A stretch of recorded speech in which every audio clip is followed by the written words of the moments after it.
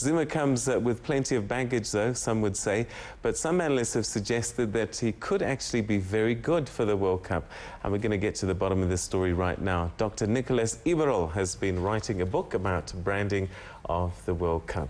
Dr. Nick, always good to have you in our studios. Thanks, Peter. Right, interesting story, interesting development. You know, most people have been talking down ANC President Jacob Zuma for one reason or another, and some people have been concerned that, you know, perhaps he might hurt the brand. And out pops this story that no, actually he could be a great champion for the brand South Africa in 2010. Unpack that for us a little bit. Well, basically what especially Dr. Udesh Pillay from the HSRC stated in his findings is that Zuma is set to play a larger ambassadorial role for 2010. Now, as you know, FIFA President Blatter just concluded his 4-day visit, and he stated that what is shortcoming is setting the country overseas and mobilizing the people internally.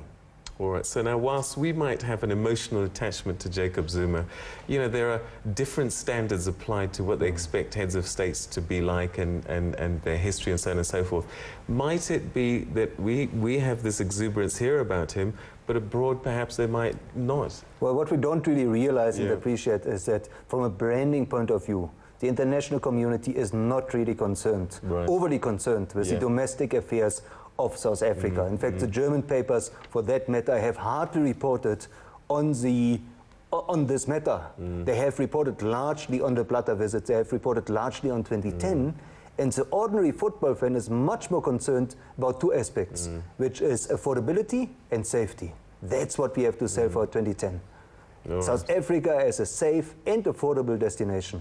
All right, Dr. Pillay's article talks about Zuma having charm and guile and able to do the big sell. We've certainly seen him get people emotionally. Do you think he can do that for South Africa? Well, he certainly has the ability. It's an almost unique ability to connect with people, no matter what their rank, to connect with VIPs, to connect with the ordinary folks. And that's what's required for 2010, to galvanize the nation, to mobilize the people, the men on the street, the workers in the stadia, and the VIPs in the international fora.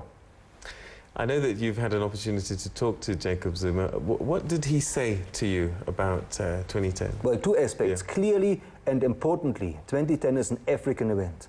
It's going to be about the continent. It's going to be about showcasing the best of the continent and not just the country. It's going to be about showcasing the kindness, the warmth of the African people. And secondly, importantly, it's going to be the team. We need to focus much more our attention on getting the team right, Bafana Bafana, to make sure they're competitive and to make sure that they make us proud, as he said the Paralympics did. Pillay's article talks about him becoming an astute statesman, convincing foreign governments and private sector that crime is under control, investment opportunities beckon, etc., etc. And it does seem that he's saying the right things, and he seems to be in touch with you know, the right fabric of things at the moment. And do you think that perhaps he is become this astute statesman? And when you spoke to him, did you get the sense that yes, you know, he could be a leader to sell brand South Africa? I think so. Brand South Africa is all about, and that's a brand promise, being alive as possibility.